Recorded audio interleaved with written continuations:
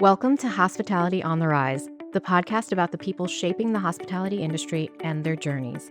I'm your host, Alice Cheng, founder and CEO of Culinary Agents, hospitality's go-to hiring platform. And I'm here to give you your dose of virtual mentorship. Here, we'll be sharing the stories, lessons learned, and advice from hospitality leaders who've carved out their own path to success. After all, this industry is where many get their start and go on to do incredible things. Whether you're a pro, starting out, or just love the hustle, this podcast highlights what makes hospitality extraordinary: the people. I'm so excited to have David Nayfeld here with us today. He is the co-founder of Back Home Hospitality, chef and co-owner of Fico Parco Menlo, Fico Pizzeria, Bubla, and opening soon, Via Aurelia. David is also the co-founder and on the board of directors for Independent Restaurant Coalition, as well as on the board of the Golden Gate Restaurant Association, amongst other things. David, thank you so much for joining us today. Thanks very much for having me. And, I have all these notes in front of me, but our listeners do not. Can you tell us how you got started in hospitality? Yeah, I mean, 13 years old. I got my first job actually stacking produce at a produce stand here in the Bay Area. It was one of those things that probably doesn't happen anymore, like the help wanted sign. You know, and got my first job and paid me cash probably. And one day there was a gentleman from around the corner, a Greek guy named Tony, who showed up at the produce stand looking for mushrooms. And he had a restaurant around the corner that was called Village Pizzeria or something like that. And he was looking for mushrooms, and I gave him some mushrooms, and he asked me what I was doing later that day. And I was like, well, I'm 13, I'm going home. And he was like, "Well, my dishwasher didn't show up. I'll give you $35 cash to come and wash dishes," which honestly was a small fortune for me at that time. And I showed up, and honestly, I was just kind of hooked, right? Like just the vibe in the kitchen, the chaos, um, the curse words, the fun, and it all just came together for me there, and I've never stopped. That's the only kind of industry I've ever worked in. Right, right. So did you stay in did you then just come show up every day and I'm ready to go to the dish pit? Yeah, so, washing dishes, and then it was that classic story, like 6 months later, whoever the guy who was on salad station, salad and pizza was the same station at this restaurant. That person didn't show up, and he's like, "Hey, do you know how to stretch the pizzas?" And, obviously every day after he had gone home and I was supposed to be finishing washing the dishes, I would also make a pizza for myself. So I had learned how to stretch the pizzas. And yeah, so moved over there and started making salads and stretching pies. From then on, I think I worked a couple of the stations in there. I also was like a pizza delivery guy later on there when I had turned, 16 and got my driver's license. And, I worked at a couple bar and grills and like a local tennis club, making club sandwiches and all that stuff, right? And working at a bar and grill, making steak and eggs and you know, Living the fro life. yeah, doing all that stuff. And when I was 18, right, like, college didn't seem like it was really gonna be an option for me. I barely, I was lucky to get out of high school. And, I just packed my bags and started kind of this whirlwind adventure where, I would just show up. I showed up in LA like a week after I graduated high school and kind of doctored up a fake resume and walked into some restaurants and got some jobs, and then realized it was probably best for me to go to culinary school, and, really wanted to go to, the nicest, fanciest culinary school I could go to because I wanted to make up for the fact that I wasn't going to be able to go to college. And I ended up in New York, at the CIA, which was just incredible. Like, walking into that space, the comparison would be, you'd see another, I'm not going to list any names, but like a culinary school or a culinary program that was in like a strip mall or like, some sort of business park. And you walk in, you get to the Culinary Institute of America in Hyde Park, and you're just like, wow, this is like real college. It feels that way, and it makes you, it kind of validates you a little bit. Like when your parents are dropping you off, they're like, "Oh, okay, maybe he's not going to be a loser." Um, and from then on, just always tried to work in, the best restaurants with all the best accolades and the Michelin stars and all of those things, because, I was constantly trying to make up for the fact that, I didn't go to college, and I wanted to show that I was a success, and that was great in certain ways, but also I think, it wasn't necessarily about how much I loved the food, it was more about all the accolades. And that's what, eventually led me to opening Fico was I really wanted to open something that I was excited about eating every day and that I would have regulars in, which is very different from any restaurant I ever worked in, right? Like I worked in 2 and 3 Michelin star restaurants. And I think probably the closest experience that I ever had to Fico, which obviously it's very different, but the original Nobu in Tribeca, 20 years ago or more even. I remember working there and they would have regulars from the neighborhood. And yeah, it was very posh and people really, wrote about it and it obviously became a massive worldwide success. But back then, it was a small Neighborhood restaurant spot. in Tribeca and it just became this incredible place with all these accolades. So that was kind of the path to here with like, some stuff left out. Yeah, no, I mean, and that's great. Like everyone gets, forges their own path and gets to different places. Some people choose, school as something that they want to have as part of their experience. Some people don't and decide to go straight into figuring out, where to work, and maybe defer school or not do it at all, right? And I think that's the beauty of getting into this industry. There's a lot of different ways. Um, when you were starting out, were you thinking uh, you wanted to be like a restaurant owner in the future? Were you still kind of like, I'm enjoying this. This is cool. Let's, see where this can take me? Yeah, I think when I was starting out, like if I can really even kind of put myself in that mindset, I think being good at something was, really a main driver, right? Feeling success. And I think that's something that's super important um, in life, right? You want to feel like you're good at something. And, at school, I never really felt like I was good at that.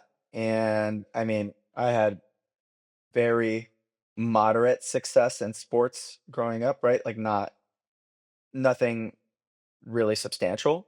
And I think the first time I walked into a restaurant was the first time I felt like I really could be very successful, right? And I know that sounds weird to say that like in the context of washing dishes, but it's very clear when you're doing something next to someone else and you feel like you're overtaking them, right? And you're becoming more adept at it than they are, right? You have all of your competition to your right and to your left and you can see things. You can see, when you stretch a pizza, how fast you can do it versus the person next to you. You can see how it comes out of the oven, and then you extrapolate that to working at a fine dining restaurant, right? Like you can see the way your sauce work is. You can see the way your production work is. How fast you can set up a station.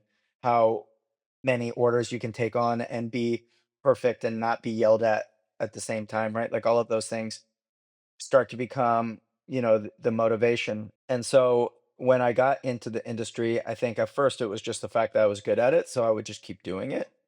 And I think probably when I was around 18, 19, when I was thinking about, what I needed to do for a living, I think ultimately I wanted to do this, but I back then it wasn't like the Food Network was really just starting to get popularity and this was, like, right before people like Bobby Flay or something like that really burst on the scene and became immensely popular, like, obviously, he was at that time, that's when he was still considered to be, like, a really excellent restaurant chef and those types of people.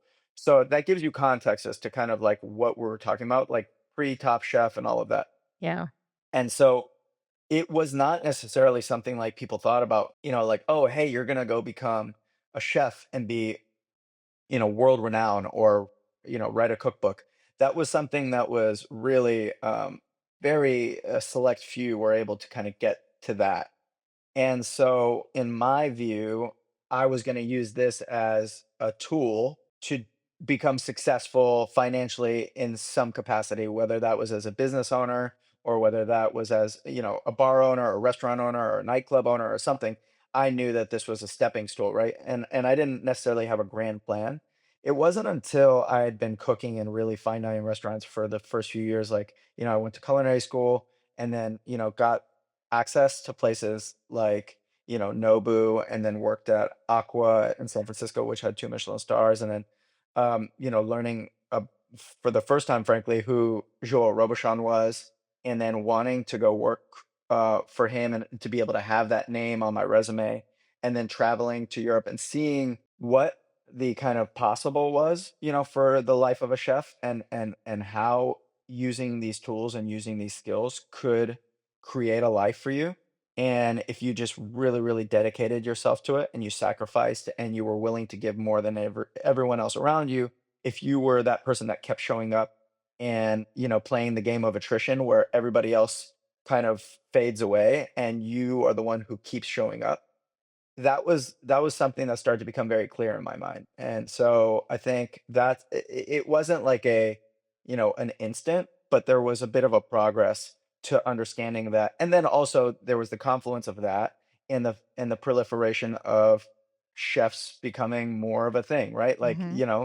in the early 2000s, you did start to see more American chefs making a name for themselves besides just, Thomas Keller and Charlie Trotter and, you know, uh, you started to see people actually starting to um, find ways to create careers for themselves. So I think all of those things kind of happened at once, and here I am. Yeah. I mean, look, that's things change, things evolve. And you're absolutely right. I mean, 10, 15 years ago, the industry was very different. The restaurants, the diners looked different too, meaning, they had different preferences and behaviors. And fast forward, to now, and there are a lot of different ways that somebody could take what once was just kind of a competitive passion or something to do part time into something that could be really meaningful and be a wonderful career. Um, so I want to kind of circle back on you. You glossed over it briefly, but you spent quite some time in Europe, Yeah, right? well, so I had the opportunity to work for some incredible chefs, and that gave me access and the ability to travel to Europe and spend some time, whether it was at Mr. Robuchon's restaurants or also, after I worked as a sous chef at 11 Madison Park for a number of years, I developed a lot of relationships. And I think it's very interesting. A lot of people go and stage in Europe very early in their career, right? Like super early. And I think that's great. That's lovely. Anytime you can go, that's amazing, right? But the thing to understand is when you go to Europe and you have zero experience, what you're gonna do is you're gonna sit in someone's basement or prep room and you're going to separate plushes of chervil, right? Like and size, chive tips and things like that, right? And during service, you're gonna play a very minuscule role of within the restaurant service, and that's great if what your entire kind of goal is to do is to come back from Europe and say, oh, I spent time at said um, you know restaurant in Copenhagen and that gives me some sort of gravitas here. Which, look, it works, right? People come here all the time and they're like, "Oh, I staged at Noma for 3 months," or "Oh, I staged at this restaurant for 3 months," and you're like, "Oh, cool! Like that must be really incredible." And then you get them on the line, and they're like, "Wow, you don't know how to cook a piece of fish. You don't know how to glaze a vegetable or properly sauce a noodle," and it's because they went to these restaurants and they staged there, they did, and but what they did was incredibly, low level, um, work, and that's the way the world works. Now, conversely, and I didn't plan this out; it just happened to happen. It just happened to be this way.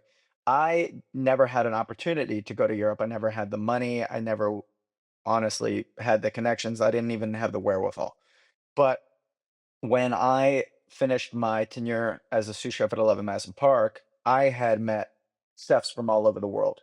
I had helped plan and coordinate and execute multiple collaboration dinners with the top 2 and 3 Michelin star chefs around, right? I had their emails, I had their sous chef's emails, I had their phone numbers, right? And also had a good reputation. You know, they had worked with me in a service. They knew that I was not only capable, but I was organized and that I had skills. And so when you reach out to these folks and you're like, "Hey, I'd like to come spend a month or 2 months or 3 months in your kitchen," not only are they glad to have you from a resource standpoint because they know they're not going to pay you, but they also know that you are coming with a certain set of skills that they're not going to have to kind of like, instill in you, like, hey, are you able to, set up a station? Are you able to cook a piece of fish, right? All of those things. And so I would show up in restaurants like Mirazur after spending time with Maro in the United States, and, in the south of France, and I would come into the kitchen that day, and Mauro would say, "Okay, great. Like our chef who was the fish roast is no longer with us. Like tomorrow, you're going to take over the fish station with 1 day of training." If I had not had the experience that I had up until that point, that would have been incredibly overwhelming. But for me, it was a treat. It was like, what an opportunity. And it was a style of cooking, frankly, that I had never done, right? Like in Mirazur, as opposed to being at a restaurant like 11 Madison Park in New York. Like in New York, you have your fish purveyor come. Sometimes you have multiple fish purveyors. They come. All the fish is brought to the butcher, and the butcher breaks them down. And you, as the sous chef, coordinate the station with multiple cooks and everything like that. At a restaurant like Mirazur, and granted, this was 10 plus years ago, so a lot has changed, I'm sure. But back then, it was incredible to be at because you would get to the restaurant close to 6 or 7 in the morning. The fishermen, not the fish, salesmen, the fishermen would come after getting their daily catch. Sometimes they would have upwards of 11, 12, 13, 14 different species of fish and other types of seafood in these little buckets. And Maro would walk outside and say, "Okay, I'd like these 8." And you'd bring them all inside, and then Maro would say, "Okay, great. These all need to be ready for lunch today." And so what you would do is you'd start breaking down your fish only to an extent, right? Because you wouldn't fillet all of them. Some of them would be roasted whole in salt. Some of them would be in fillets. So, you'd have langoustine, which would get cleaned to order, all of those different things. And then you'd get those ready. Then you'd go out into the garden and you'd pick your flowers and vegetables and elements like that. You come back into the restaurant, you do your sauces, you get your, mise en place hot. You would not cut vegetables until your orders came in. If you can imagine being in a New York restaurant, you are slammed from the second you walk in. In this restaurant in the south of France, like an order would come in, you would start cutting the vegetables for that order, right? You would sometimes break down fish or you'd open langoustine to order, right? For that order, right? Because it's a tasting menu, you know exactly where you are in the progression of the meal. And that was such a unique distinction. Had I walked into that restaurant in my first year of cooking, I would have been in the back kitchen, doing, frankly, the same thing I could do in my hometown at a quality restaurant without having to be in a foreign land, right? But instead, what I got was I got this incredible, not even master's degree, right? Like you're talking about like the highest level of finishing school, working for someone like Mauro Colabreco, who had worked at the side of Alain Passard for many years, and Bernard Lazo and different people like that, right? So you got this incredible education that never would have happened had I gone earlier in my career. So I do try to tell people oftentimes, like, if you want to go stage in another country, maybe go get 5, 6, 7, 8, 9, 10 even years of experience under your belt. So that way when you do go to those restaurants like Noma, like whatever restaurant is going to be trendy during that time, world renowned restaurant, come there with a set of skills that become valuable to the chefs there. And that way you're offering more than you're taking, right? Because then they can count on you and they're going to put you in a position to learn more. Yeah, that's incredible. Actually, it's the first time that we've had somebody on here to take us through that. So thank you. I mean, I think oftentimes when people are starting out and they're thinking of or they hear stories, right, of like knocking on the back door of the kitchen in another country and asking to stage for free or whatever. But oftentimes you don't get it broken down like that. And there's different ways to do it, but that makes a lot of sense. And I think that's great advice for people who want to get some experience overseas and are trying to figure out like when and how. And but also working here, as you mentioned, working here for a little bit, you build a network, you build your credibility, you build not your skills on top of that, and that also helps with the um the facilitation of you potentially going somewhere else to get experience, right? So Right. Well, and also, I mean, there's so many things that happen within your career, right? Like I got the opportunity. So when I was in Europe, I also, I was in Paris and I got to work at Frenchie for when I say work, I mean stage at Frenchie, with Gregory Marchand. That never would have happened had I not worked in New York and would see him at the Green Market all the time because he was working at Gramercy Tavern back then, and then he moved back to Paris and opened Frenchie. So having the ability to reach out and be like, "Hey, I'm this known entity to you. You see me at the farmer's market. I'm not just a random person. Can I come?" Well, there's an obvious like, yes, no problem. I know you're not going look, yeah, no, I know you're not going to be a weirdo when you walk in here, right? Because how many people reach out to him on a monthly basis and ask if they can come spend time in the restaurant? You want to make sure that from a chef's perspective or an operator's perspective that A, you're not going to be a problem, right? That I need to deal with. But B, also you're not like a liability. You're not someone yeah, trying to, you know, uh, create some sort of issues for me. And then lastly, right, like you're also trying to suss out people who they come with the right intentions, right? Coming with the right intentions means that you want to work hard, you want to help, you want to learn, but you're also not there to kind of like steal ideas. Like I get people, all the time who are like, "Oh, I want to learn about I'm opening a pizzeria in this other place. I'd like to come and spend 3 days, making your pizza." I'm like, that's really strange. So you're saying you want to come learn how to make my pizza and go make something somewhere else? Like that doesn't really seem like a great offer for me, right? Like, if you wanted to learn about making pizza, if you wanted to learn what it was to be a pizzaiolo, that's a different thing. And you could come and spend some time here. But like you want to come and learn how to make my dough so you can bring it somewhere else. Like that's a little bit of a weird proposition. yeah.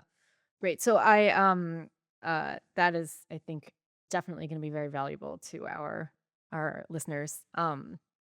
The So you had all this experience. You come back. I see you went East Coast, West Coast a bunch of times. That must be a pretty grueling move. Um, but when you started thinking about opening your now, well, fiefdom of restaurants, how did that come about? Like, were you like, I'm ready to do my own thing? How did you meet your business partners? Can you take me through some of how those things unfolded? Yeah. I mean, it's my path was very challenging. And there are many paths. There are many ways to do this. The thing is, I ended up in LA, and I think I just got back from Europe. I was in Europe for a year, and then before that, I was in New York. And I had these grand ideas as to like what I was going to do and how I was going to do it. And I was super eager. I didn't know what I didn't know, and I was very idealistic. And I ended up in LA with um, in a situation where I took on the first partner that I met who was like, "Oh, I can help you open a restaurant," right? And I was like, "Great, perfect." And the partnership was really weak. I wasn't I didn't really have any sort of whatever you want to call it, like control or power. It was not ideal. And my name and likeness was going to be the main thing that was driving the project, right? Which is also not ideal. Because if that's the case, there needs to be a more equitable split. Now, I didn't know enough about what I was doing, and it's my fault for getting into this partnership. And the person who I was in the partnership with really did not have, frankly, honest intentions at the time, or maybe they did, but they were not. They really just were not like they weren't the right person for me to be in business with. And to be honest with you, I felt like a lot of weird things happened. Like they were going around raising money for restaurants that were not mine, based on their relationship with me and the fact that I would be cooking at these restaurants in some way, which was really strange and sketchy. But it was my fault because I didn't understand what I was getting into, right? Like I had a friend who was an attorney um, look at my contracts, but they were not an attorney in restaurants, right? Like I was trying to save money. That was a huge mistake. She was very well intentioned and really wanted to help me, but she didn't know what she didn't know. She specialized in something else. I was trying to save, the $5 or $10,000 because I didn't have $5 or $10,000, and so I ended up going through that process. It made me very unhappy. I was in a really, really weird spot in my life. I was working crazy hours trying to white knuckle it and make it work because I felt like that's the only way I could do it, and I ended up really kind of having like a bad experience and walking away from the entire thing, right? And I'm sure I was not a really great person to be around at that point because I was very upset with the entire situation. I had a lot of resentment around it, but it was my fault because I got it into a situation that I was not ready for. And so my suggestion to someone who is in my shoes then is not that I was ready to be a chef, but I was not ready to be an operator. And if you're in my situation, if you want to do that, then my suggestion is that you go and you work within a restaurant group, a really reputable restaurant group, right? Like Union Square Hospitality or Boca Group or any group like that, ours back home hospitality, and you work for a reputable restaurant group where you can get to know the ownership and you show them your skill set, they're going to want to keep you around there because it is a hunt for talent. And you tell them what your plan is. Hey, I want to open my own restaurant. I'm willing to come here and run one of your kitchens for a couple of years and show you that I'm capable of doing that. But I want to become a partner. I want to open a restaurant. The way and great restaurant group and great restaurant operators, they will 100% take you up on that because it's only in their best interest. So that's what I would have done, and I should have done that. But the thing is, I didn't want to stay in New York because my family was here in California. I could have completely stayed. I had worked for Danny Meyer within Union Square Hospitality Group before. I could have also tried to, have that discussion. I don't think it was available necessarily with Will and Daniel at 11 Madison Park at that time, right? They were too young in their own business. But I certainly probably could have worked that out with Union Square, but I didn't want to be in New York. So by the time I got to California, and I went through this process, I wanted to be kind of the head honcho. I didn't know how to negotiate a lease. I didn't know how to raise capital. I didn't know how to fulfill an LOI. I didn't know what subscription documents were.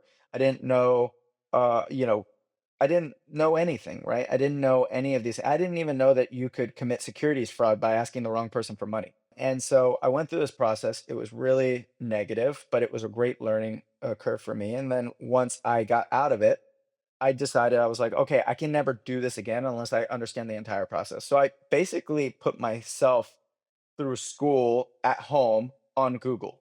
And everything was like, hey, how do you build out a business plan, start to finish? How do you create projections? How do you use Excel? What's an IRR, internal rate of return, and how do you calculate it? What is securities fraud? And so you might even ask if someone who's listening is like, well, how did you even get to those questions? Well, I'll tell you how. I would create a document, which I thought was a business plan, and I would go to restaurateurs or other operators or chefs who I knew had done this before. And I had developed enough of a reputation, enough goodwill in this industry because I'd been working really hard and people liked me and people knew who I was. I would say, well, you take a look at this. And they'd ask a question. Okay, hey, what's your IRR? I don't see it here on your executive summary. Or actually, even better than that. Hey, there's your deck. Where's your executive summary? Okay, what's that? Okay, well, that needs to be here. So then I hand it back to him. Where's your executive summary? Oh, it's in the back. No, the executive summary is the first page. Okay, well, it says summary. I thought it was in the back. No, it's the first thing they want to read. And you're like, okay, well, that's good to know. And then it's like, okay, where's the IRR? Okay, well, and then you go home and you're like, how do I, calculate this? What are the different terms I need to know? And you slowly start to fold these things into a business plan. You teach yourself Excel, which now is much easier with AI and everything else in Google Sheets. But Just like talk back to it. then, well, yeah, but back then it was like, okay, like Excel and Google, how do I do this? Or read a book, like or call someone you know who's an accountant. Hey, how do I do this function? How do I link the two pages together? All that stuff, right? And that process took me 6 months on its own. And so in that process, I was also going to real estate agents. And sometimes real estate agents would set an appointment with me and then call me and be like, oh, hey, by the way, how much money have you raised for your project? And I'd be like, oh, zero. And they're like, cool, I'm not meeting you. And you'd be like, well, what do you mean you're not meeting me? Isn't it your job to show me restaurants? They're like, yeah, but that's a waste of my time because you don't have any money. And my suggestion to anyone out there who gets that response, keep that person's business card and remember them for the rest of your life and never do business with them again. And because like the truth is those real estate agents who treated me like that, they were so short-sighted and they were so transactional that they don't deserve your business. I found because of Dominique Crenn, I had told Dominique Crenn that I was thinking about looking in San Francisco, and she was incredibly gracious. She's always been one of the most lovely human beings on the planet Yep. to me. She's very generous with her giving and her kindness. And so she introduced me to a real estate agent named Louis Cornejo in San Francisco, and he's got a business called Urban Real Estate or something like that. And she said, "Hey, like Louis, will you please meet with my friend David?" So I went to Louis' office in San Francisco and I sat down and I showed him my business plan. He looked at it, he's like, "This is incredible." And he asked me, he's like, "How much money have you raised?" And I told him, I've raised zero. I don't have any money. And he's like, "Okay, great. Like, thanks for telling me. What we need to do is we need to get you in front of the right landlord. The right landlord is like a small landlord who owns the building, who is going to meet you face to face and see something in you. And they're going to believe in you. The wrong thing is like you don't want to go to one of these massive asset property owners like Brookfield or Tishman or something like that because they're going to bring your deck and who you are to a committee, and those committees, they don't see you as a person, they just see you as a deal, and they have to protect their kind of assets, right? We went to where Fico is now, which is a former auto body shop. It was an auto body shop at the time. There was like a ramp, the stairs weren't there, nothing was there. It was like, but I remember walking up there and I had seen all these other restaurants, second gen restaurants or strip mall restaurants and all these different things. And nothing really got me going. And I walked into where Fico is now on the second floor and I saw these vaulted ceilings, these floor to ceiling windows, these skylights, and I got chills up my spine. And I was like, I see people in this space enjoying themselves. I saw like the whole thing. I saw the lights and the excitement and the pizza oven and all of these different like things that like in my mind just kind of were very clear to me. And I told John, the our landlord's name is John Strickland, and he's this incredible man, coweringly tall. He's like 6'7", really gentle giant and an incredible soul. And to this day, someone that I value so much because I told him what the idea was. He then said to me, "Listen, I know you don't have any money. If you shake my hand right now and tell me that you're gonna do this, I'm gonna believe you, and we're gonna do this together. And I'm gonna give you the opportunity. I'm not gonna show the space to anyone else." John Strickland, he negotiated with me in good faith for like 6 months, and like we negotiated hard. At some point, this guy could have been like, "Hey, I'm not interested. Like, dude, you have nothing that I need. I have everything. Like, take it or leave it." But he never did that. He always negotiated fairly. And so, to anyone listening, that's something that you need to remember, which is I remember negotiating with people when I had nothing and they treated you like you had nothing. And when you get that vibe, you need to understand that's the best they're ever going to treat you because that's the beginning of the relationship. If it goes sour, it's going to get 10 times worse, right? And so John was so fair. And by that point, I had met my now business partner, Matt Brewer. We met like a few months after I saw the space, and he was also looking to open his first restaurant. He had worked for Hogsalt Hospitality in Chicago and opened all those incredible restaurants like Au Cheval and Grease Street Smoked Meats and Bavettes and all that. And he was a young guy and he wanted to open a restaurant too. And he and I met and kind of like, combined our powers together. But, we had the time and we negotiated with John And John was really, really incredible and gave us the time and space not only to negotiate, but to go out and find like our first couple investors.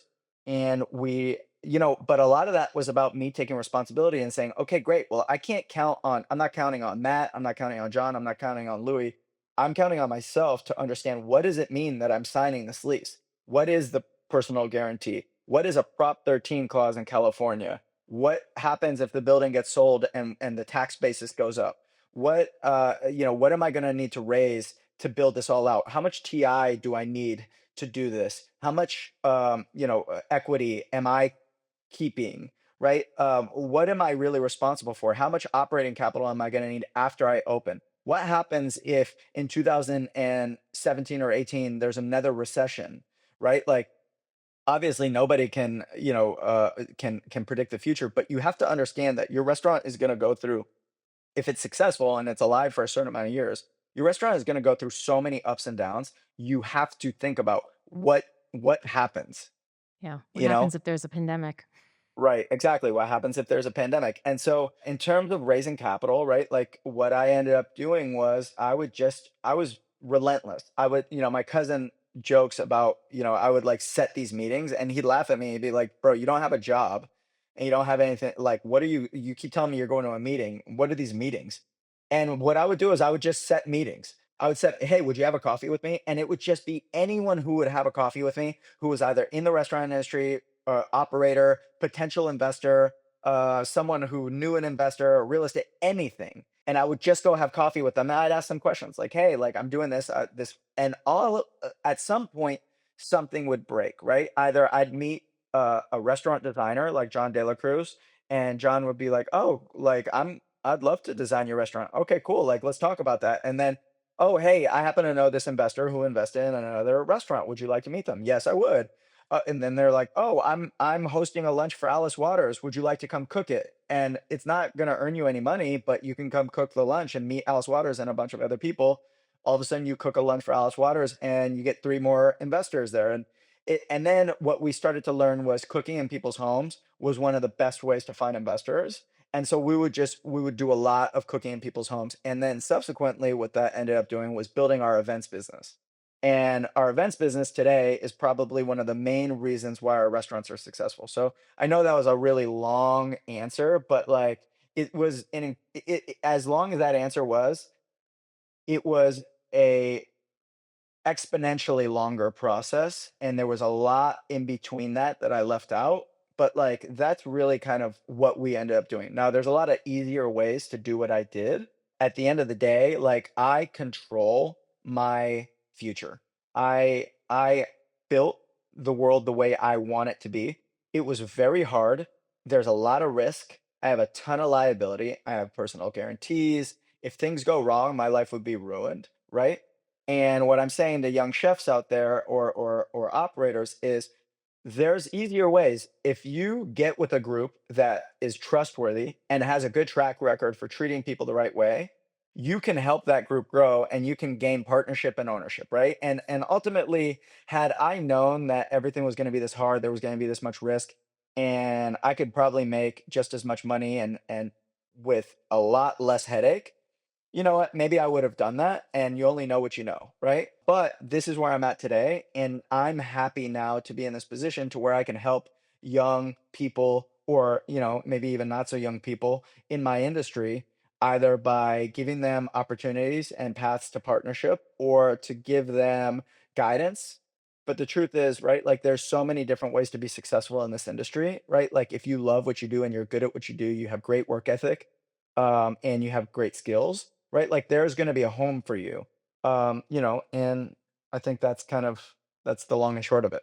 Yeah. I mean, I was just letting you talk because there were so many knowledge bombs in there. I mean, it's look, I think at the end of the day, like people you gained experience, you learned from your experiences and you did it your way, right? And now you're sharing sharing your knowledge and building something that you are comfortable with because you know all the ins and outs and all that, and somebody else is going to hear this and maybe even choose it to do the same way as you did, right?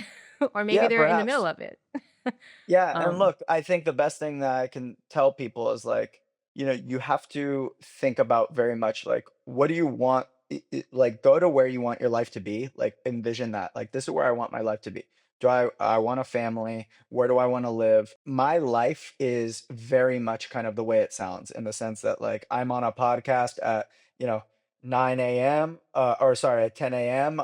Before that, I was on the Golden Gate Restaurant Association board meeting at 9 a.m. Before that, I was on a call with, a PR group orchestrating a pop up at the Rosewood in Kona at 8 a.m. Right. Last night at 1 a.m., I was responding to emails. At 12 a.m., I was finishing menu descriptions for my new restaurant. Right. Like that is very much my life. There's different ways to do it. Now, this just make me happy. I enjoy it. Right. So you got to think about what works for you, and you have to think about how do you envision your life, and then kind of work backwards from that.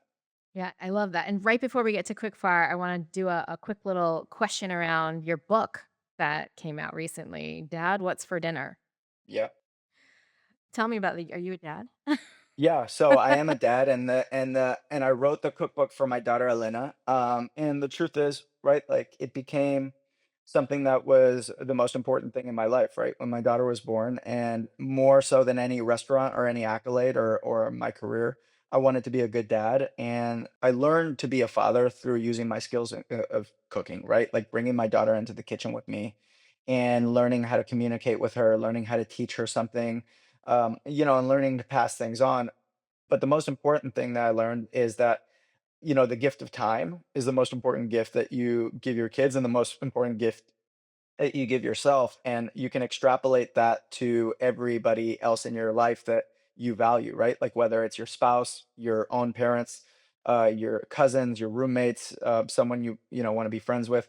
When you give them your time, you give them the most important resource you have in your life, right? And so to me, the cookbook is all about giving other people potentially like a roadmap and some guidance if cooking and getting dinner on the table is one of the major hurdles in your life, or you just enjoy it and you want to know how to do it better. Right, this is Dad, What's for Dinner is a book that is for everyone, right? It's for that new college student in the dorms who wants to make friends and wants to make some pasta with people. It's for those busy parents who want to get dinner on the table. It's for those creative bohemians who want to learn how to make pasta from scratch and make lasagna on a day off, right? Like all of those different things, right? Like it's for everyone who just wants to cook with people they love. I love it. On that note, quick fire. What advice would you tell your younger self? Stick it out, be patient. Not everything has to happen in your time, right? Like, and most importantly, right? Like a year is not a long time, right? Like a year is not a long time.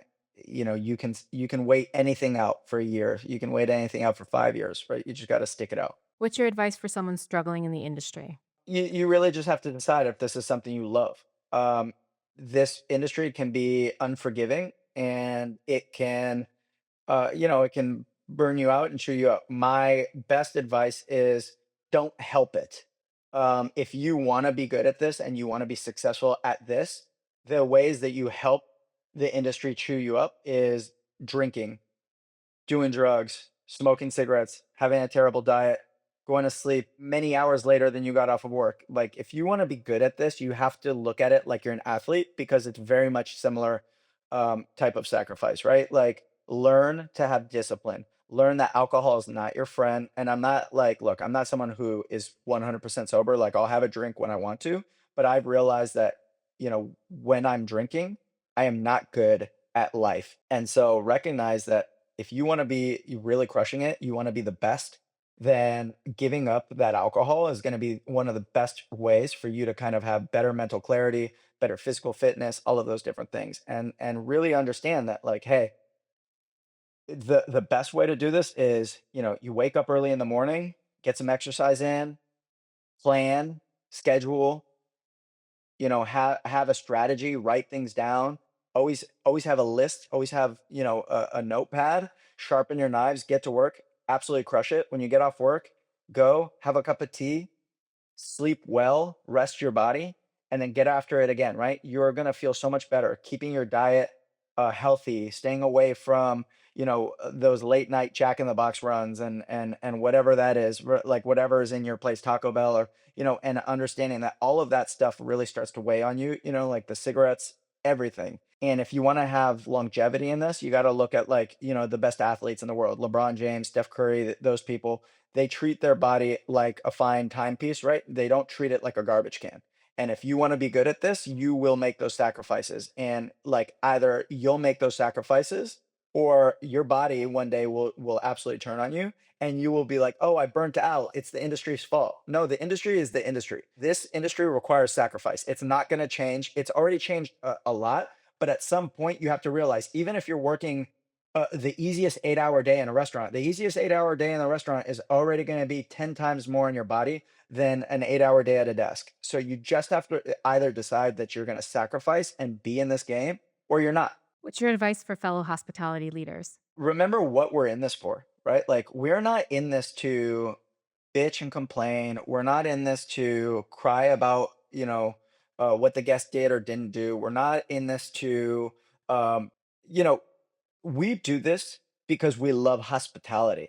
We love making people feel good. And and that should also really, um, that should be anyone, right? Like, no matter who it is, whether it's someone coming in, like, who's going to spend $5,000 on a bottle of DRC, or a famous celebrity coming in, or it's someone coming in with a coupon and they're getting the 2-for-1 deal on restaurant week, right? Remember that we're in this industry to make people feel good and to give people a great time, right? And make sure your staff remembers that as well, right? We're not doing people a favor by letting them come in our restaurants, right? We should value every guest and make them feel really good about our industry and what we do, because this industry is really incredible. What we do for a living is really special. We get to make magic happen every night. We have to get back to a place as an industry where we understand our responsibility in the fabric of society, right? In the fabric of society, we create culture, we create incredible memories,